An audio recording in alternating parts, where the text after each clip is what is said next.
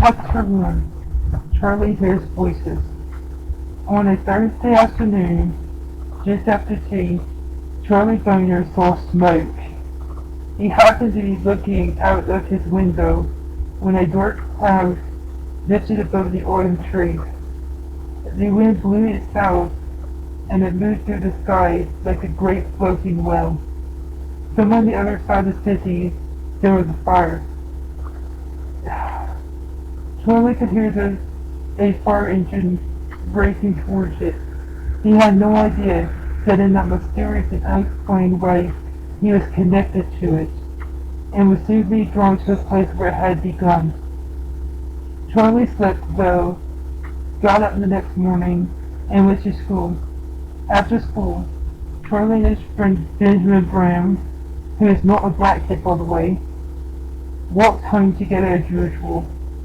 The cloud of smoke had gone, but the sky was stormy and dark. A fierce wind sent red and green leaves racing down Filbert Street. Benjamin Forster rode to number 12, while Charlie stopped at number 9. But most of the people who lived at number 9 complained about the large chestnut tree in front of it, how dark it made their rooms, how damp and creaky it was, and how it would probably fall on the roof one day and kill them all in their beds. Needless to say, no one at number 9 did anything about it. Complaining to one another was as far as they went. They were that sort of family, or rather, those sorts of families. As Charlie was staring up the stairs through his front door, the tree sighed and rained a head full of chestnuts on his head. Luckily, his thick, wiry hair softened the blow. Thick hair always had its uses, though not so many. Charlie was always being told to smarten himself up, an impossible task for someone's hair like a hedge. "Hello, grandmas," Charlie called as he stepped into the hall. There were 2 grandmas at number 9. Grandma Jones was Charlie's mother's mother, and Grandma Boner was Charlie's father's mother. Grandma Jones was round and cheerful and bossy, while Grandma Boner spoke only to complain. Who does that remind you of? She rarely smiled, and nothing made her laugh. Her hair was thick and white. She wore long, stiff dresses in shades of black, gray, or brown, never pink, which was Maisie's favorite color. Grandma Jones liked to be called Maisie, but Charlie would have never dared call Grandma Bone by her first name, which was Griselda. She liked to remind people that she had married Mr. Boner. She had been a Yubian. The Yubians were an ancient family. Their history littered with artistic people and others who had more unusual talents, such as hypnotism, mind reading, and bewitchery. Charlie knew he had disappointed Grandma Boner by being ordinary.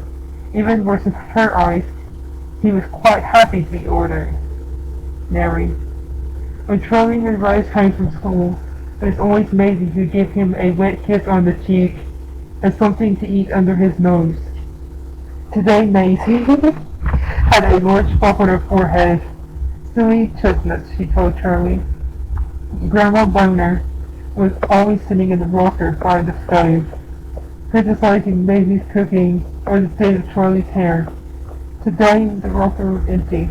That was the first usual thing.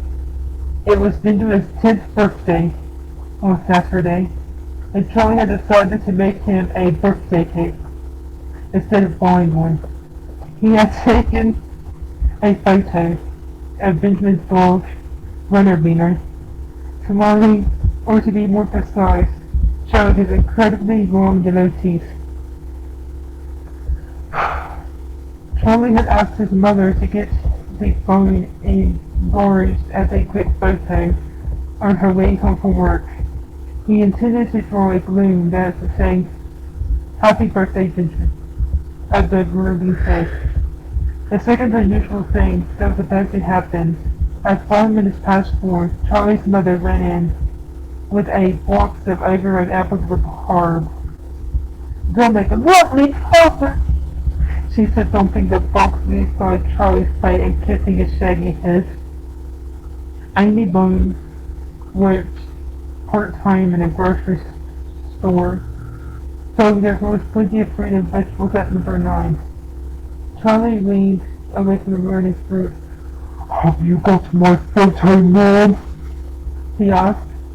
Amy Bones poked around in her sleeping bag and found a large orange envelope. She put the other in on the side of Charlie's plate. And Charlie opened the envelope and read the large runner bean. Nothing like runner bean. It was at this moment that Grandma Bone appeared. She hovered in the doorway, fingering herself, touching her silver white hair and pulling at her stiff black skirt. She looked somehow as were on the brink of fulfilling her destiny. And in the way she was. Though at 65, you could be forgiven for thinking it was a bit late. The photograph that Charlie now held showed a man holding a baby. The man sat on an upright chair. He had thinning greyish hair and a long, mournful face. His crumpled suit was black, and his thick, pebbled glasses gave his pale grey eyes a lost, marble-like stare. And that's as long as I tried to